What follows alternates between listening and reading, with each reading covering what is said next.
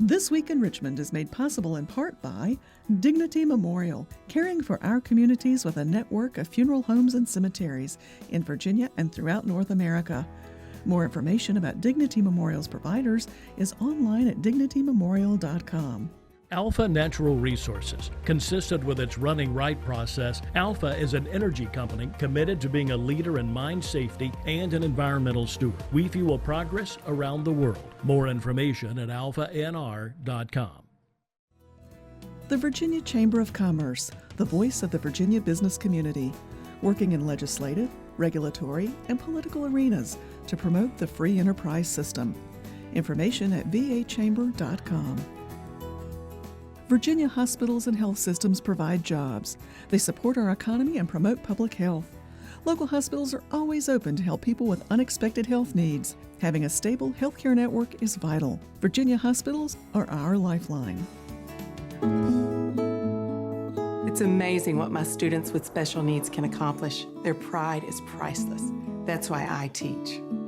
Brought to you by the Virginia Education Association, because a good education is good for everybody. Additional support is provided by these sponsors.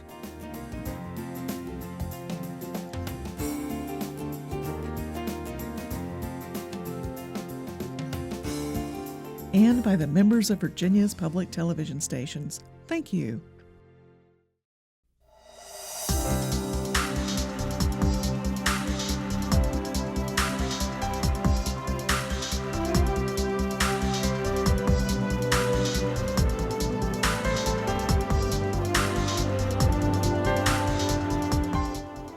Welcome to This Week in Richmond. This past November's election saw all 122 incumbents reelected and saw 11 new members elected to the House. Today we have guests who are among the reelected, but who also were part of the class of 2011 that elected 16 new members of the House. 15 Republicans, 1 Democrat. Yeah, and so we have one of the Republicans, Chris Head, and one Democrat, The one Democrat. Alfonso Lopez. I like the emphasis on the. Yes. There's only one of you. That's true. And that particular year, right after redistricting, I even tried to look back 2001 and 1991. I think that there's not a record number that were elected following redistricting. There's always a large number. But that number, and when the session convenes on January 13, 15 of your class will be among the 100. To some extent, your class, I think, has really focused a great deal, several of your members, on small businesses and small business issues. That's not your only issues that you cover. But in our conversation today, tell our viewers some about what's happening, what may be happening in the upcoming session for small businesses, and then we can go into other matters that you all will be championing come January 13. Well, thanks for having us, Mr. Bailey. Exactly right. We have really delved into small business. I know that you and a few of your colleagues are the Small Business Business Development Caucus. And I used to be the Assistant Administrator of the U.S. Small Business Administration, working on the Small Business Jobs Act and other legislative initiatives, including the contracting parity fix at the federal level.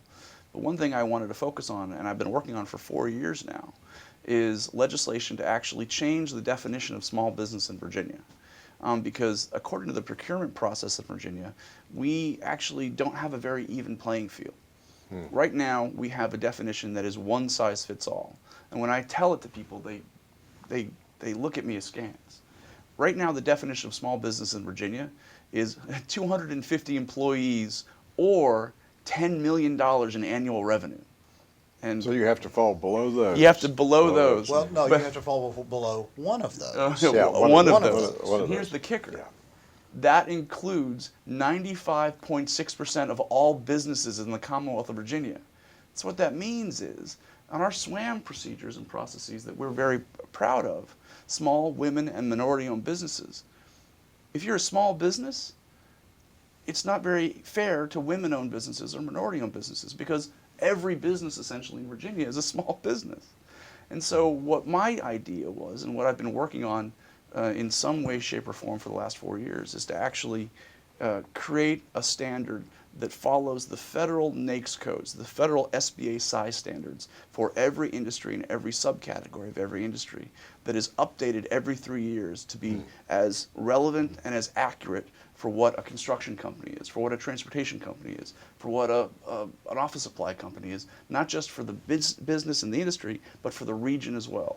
So I think it's a smarter way and a more fair way to actually address small businesses, and specifically procurement, which is a multi-billion-dollar industry in Virginia, and make it more fair for everybody.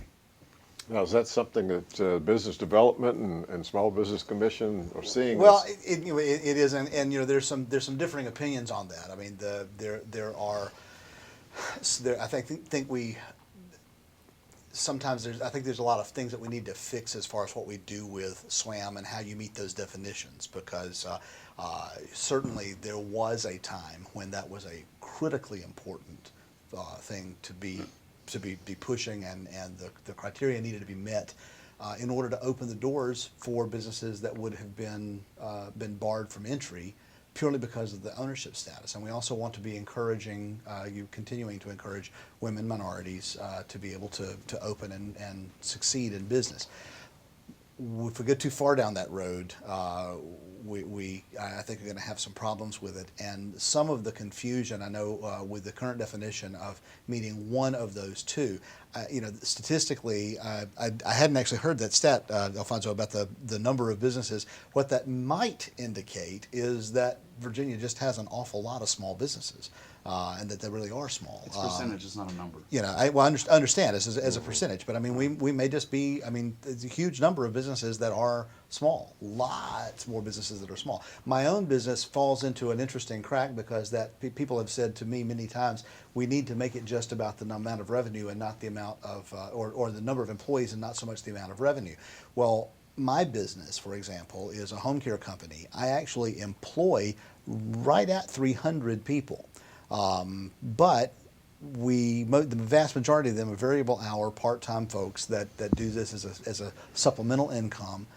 Many of them are retirees. We are roughly right about a $6 million a year business, so it doesn't really fall into that. And to that end, perhaps Alfonso's approach on that and the federal approach might be a better way to look at that, because when you start looking at companies like mine or like a temporary services agency that might have a lot of people that are technically employees, there's no way that could be classified as a large business. But Right. if you have to look at things through a different lens, and I think that might be That's exactly be a right. good thing. By looking at things through a different lens, industry by industry, you're actually much more fair to each of those companies within those specific industries. Because a large, heavy contracting company is not going to be having the same kind of income, number of employees as, say, a small office supply company. It's just not, they're completely, it's like apples and oranges. So having a one-size-fits-all approach in Virginia, under my legislation, I think is doing a disservice to Virginia. Now, you've both been around a long time, involved in matters of public policy in different ways. You've been here now 4 years, going on 5. Is it one of the barriers that you face that it's patterned after the federal government? Because in my time here at Richmond, when there were Democrats in majority and now with Republicans in majority, Right. there's some stepping back at times if you say this is patterned after the federal. It may be good. Is there some other way of expressing this? There is. I try to focus on the ease of the process.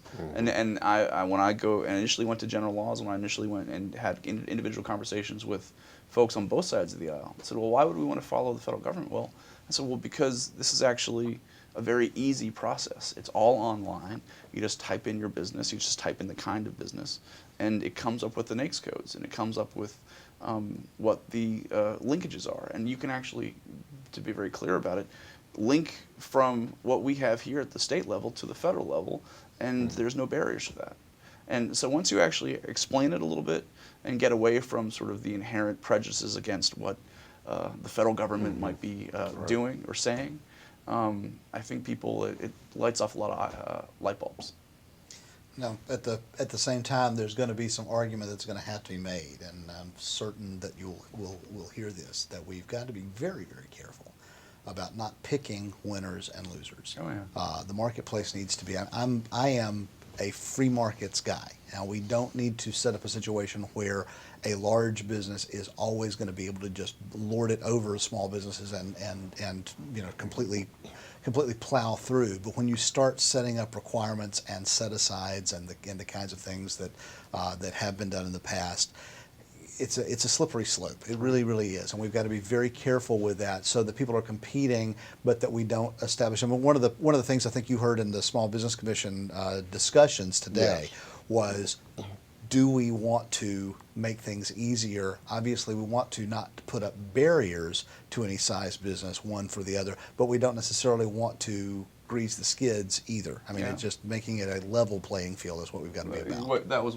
excellent what you said today in the meeting of the Small Business Commission about that specific issue. Here's the thing, though, when it comes to actually procurement policy in the state, we've had these SWAM procedures in place for a very long time, and it's not. We really have tried to avoid picking winners and losers. We're just trying to make it a fairer process, and so you don't have the $4.3 billion McManus Corporation in Baltimore, Maryland, qualifying as a small business, but being able to come in because they're a $4.3 billion corporation, and making it near impossible for a small company running out of a small tin shed someplace in Virginia Beach to actually compete in the same playing field. And so, you're exactly right. You have to be incredibly aware that life is life, and there are going to be winners and losers. And you don't want to try. You want to try to avoid picking winners and losers.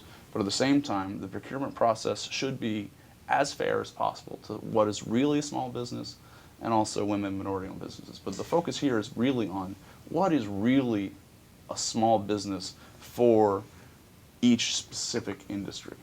And let's not get that muddied up in bigger issues. One of the other things that we discussed today was Virginia preference businesses. That if under state procurement laws, a Virginia business ought to, in the minds of a number of us, ought to be able to have preference over a non-Virginia business, all things being equal. Sometimes all things are not equal, right? And it can be a very slippery slope. We in Virginia have tied, rather than blanketly saying that we are going to break the tie, that we're going to do this, we're going to look at these things, we're going to give a 10% discount to any Virginia business. We're basing that on what the state of the competing out-of-state business would be, so that if they're going to apply it to us, then we're going to apply it to them. And that sort of that begins to level the playing field a little bit more, because you've got to be very careful with this. We really, really do have to be very, very careful with how we level that playing field.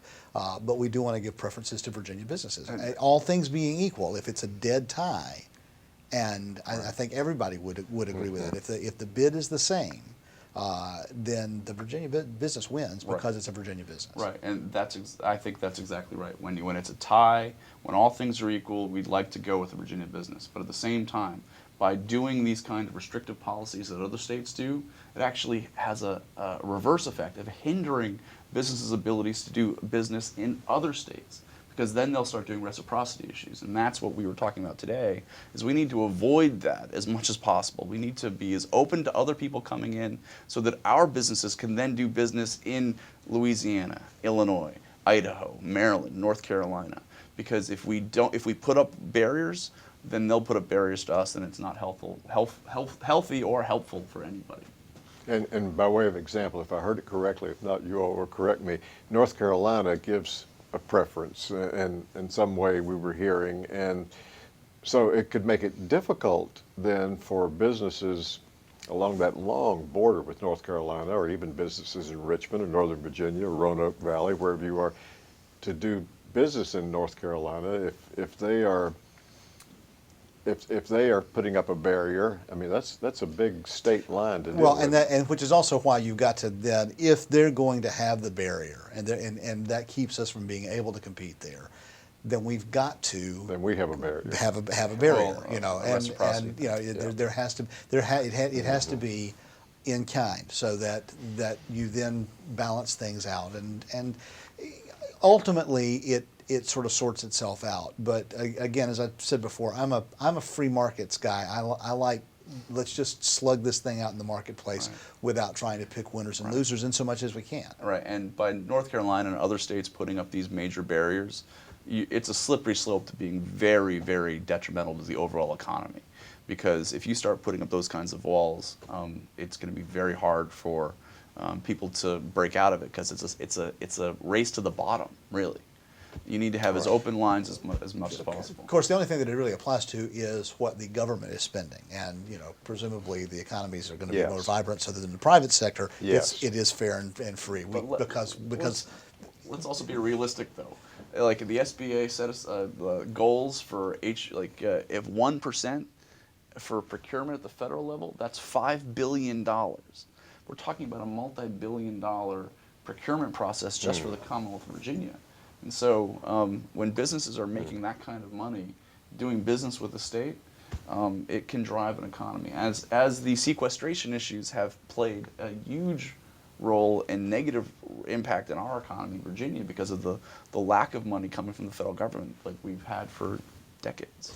well, that brings over a good segue, actually. Here we go. Yes, And I feel yes. like I'm not letting you do your job here. Yes, you're doing a fine when you job, start David. talking You're doing a great job. When you I'll start let you talking about needing to move away from the sequestration issues that we face, one of the biggest issues that we have is business development, which was the Business Development Caucus that I was co-founder of, and that again was 4 of us out of our freshman class that created that.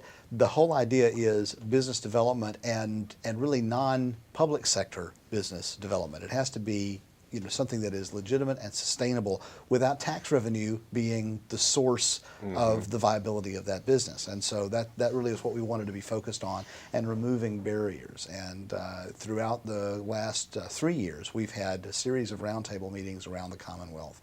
I think we've 19 or 20 now. And we've been literally all over the state and held those meetings and looked for consistent themes. What we've asked in all of those is if you could have one new law or regulation that would help your business, or if you could take any existing law or regulation and make it go away, what would that be? And you asked that to a group of anywhere from 15 to 50 business owners. Every single time, there's about a 30-second very loud silence until somebody raises their hand and says, well, I've got one. And then for the next 90 minutes, we're just writing down ideas and asking some clarifying questions, trying to boil those down into the specific legislation that we can bring forward, and continuing to work on those. We've had everything, the consistent number one, 100% of every meeting that we've had, someone has asked about having a repeal of B-Poll and or machine and tools tax in localities. I mean, that is a universally vilified and hated tax among business owners, and it really is a barrier. I mean, we're the only state in the union that taxes businesses on top line revenue irrespective of profit. That's difficult, and yet everyone recognizes that that's a tax that is a critical part of the locality's income for most localities. And so we keep getting the same ask. Our ask back is help us find an alternative. Right. We just haven't been able to find one yet, but we keep wanting to balance that scale out. That would be an immense tax reform issue for the Commonwealth. Absolutely. And I understand the history of the B-Poll tax. I think it was put in place to help pay for the war of 1812. Yeah, And so 18 the is fact that it's still 200 around is years fascinating. ago. But the fact is, though, that you're exactly right. Localities rely heavily on the B-Poll tax. Interestingly enough, though, all localities don't. A number of localities have repealed it altogether, and you can find a way. Most of the time, it is a small percentage of the locality's income, and yet you don't want to tell people or tell a locality that's already trying to do more with less that they're going to have to give up 3 to 5% of the income coming in for the locality. I was going to ask, by small, relative... Single digit small. I mean, okay, let's compare I Fairfax certainly County... don't want to take a 3% tax cut, nor do you, right? Especially a large locality. Or income cut. Tax cut I'd take all day long. But like Fairfax County, Arlington County, I mean, it's a big hit. We're talking about tens of millions of dollars, even more, hundreds in some cases. But as an overall percentage of the overall income for the localities, it's a relatively small number. Yeah, I would think that a local income tax would be much fairer. I mean, there's concern about putting everything on property taxes. I mean, people. Well, property, right, and You're going to hurt the south side, southwest in exponential way. and that's where you haven't wanted to go for that. There has also been some suggestion of starting to put a sales tax on services to make up the difference, but then you're going to start hurting a lot of the people that are heavily reliant senior adults. I mean, senior adults on fixed incomes are ones that lean more heavily on that, and nobody really wants to go down that road. That becomes a regressive thing, so, and you're hurting people who can least afford to pay it. So how are we going to do this? And the truth of the matter is, with BPOL, like any other tax that's on a business, ultimately is borne by the customers of that business. Businesses are going to always pass those taxes along to the consumers that buy the goods and services that they sell in one way or another. It's like the old tax on food. You just don't want to, you know what you need? We actually sort of need to actually get into the weeds on sort of major tax reform for the state, Yes. and sort of right size a lot of this stuff, because inevitably at one of my town hall meetings they'll talk about, wasn't that 1812 that was developed? So, But from a business development standpoint, one of the other areas, and particularly out in my way, and this is one of the areas where the state as a whole is out of balance. Alfonso being in the Northern Virginia area, you don't have nearly the problem with workforce development that we have out in the South Side area, Southwest Virginia From areas. the Workforce Investment Opportunity Act at the federal level, we still have significant problems with training and with like education services. So it's an issue in Northern Virginia where the jobs are needed, but as well as an education level to the South Side as well. What we're facing, for example, in the Roanoke Valley, we are sitting right now on somewhere between 13,000 and 16,000 jobs available right now, and we don't have the trained workforce to fill them. And we are in desperate need of people that can hold commercial driver's licenses and ASE certified mechanics and CNC operators. We've got to be able to find some of those skill sets. And sadly, too, some of the programs that we've got with the young people coming through, they'll get the skills, and then there's an opportunity to stay in the Roanoke Valley, but there's an opportunity to get snatched away to go to Northern Virginia or one of the other areas, and so we train them up, and then they don't stay in the area. And so we're really trying to find ways to facilitate solving that problem, and really getting a trained workforce. And you're gonna see, I think, a significant number of bills this year in session that are going to address again workforce development and hopefully taking some new directions on that. We've got an awful lot of workforce development programs, and they're siloed. We've got to find a way to break that down and be focused on getting everybody singing off the same sheet of music. Right, and at the same time, there are some opportunities within the WIOA Act at the federal level that I don't think Virginia is taking nearly enough, they're not taking the opportunities. Like the pay-per-performance model as opposed to a training and then go out and get your own job model. The idea is that you have the workforce centers get their revenue, or some corporation could get their revenue by doing the training, doing all the work, but they don't get paid until that person's in a job. And that person's in a job for 6 months. And then they get more money if the person's in the job for a year and a half. And the idea is you turn the whole system around, but you actually focus on someone who's into the system, doing what they need to be doing, and paying taxes and living a good Is that life. being done other places? It is slowly in other states. And actually, Adam Evan put in legislation last year to address or make Virginia eligible to go down this road. So. It's an interesting approach. It is one that we probably ought to take a look at and see anything on federal. I mean, you mentioned this earlier. Everything I say federal is like immediately federal, suspect. Yeah, but because usually there's strings attached, and that's that's one thing Virginia it's one of those, we don't care how you did it back in Cleveland, But if you can say But it's if being done in North Carolina or Kentucky or West Virginia, and if it's being done there and it's not being done state here, he likes. then if it's being done there and it's not being done here, and we're losing opportunities for development because they're trained workers in other areas. That's really now, used to be economic development was one of the things that you could build a shell building, and it was a field of dreams kind of an approach. If you built it, they would come.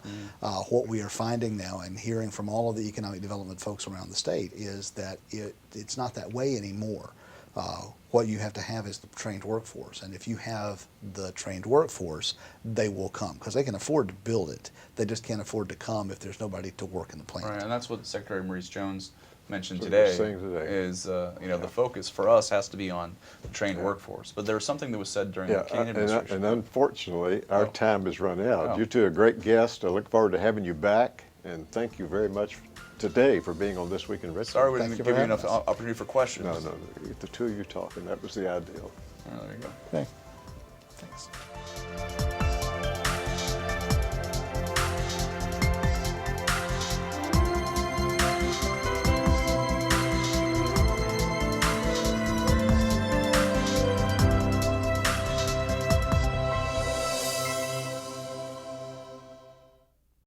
This Week in Richmond is made possible in part by Dignity Memorial, caring for our communities with a network of funeral homes and cemeteries in Virginia and throughout North America. More information about Dignity Memorial's providers is online at dignitymemorial.com. Alpha Natural Resources, a leader in mine safety and an environmental steward. The Virginia Chamber of Commerce, the voice of the Virginia business community. For jobs, the economy, and public health, Virginia Hospitals, our lifeline. The Virginia Education Association, because a good education is good for everybody. Additional support is provided by these sponsors.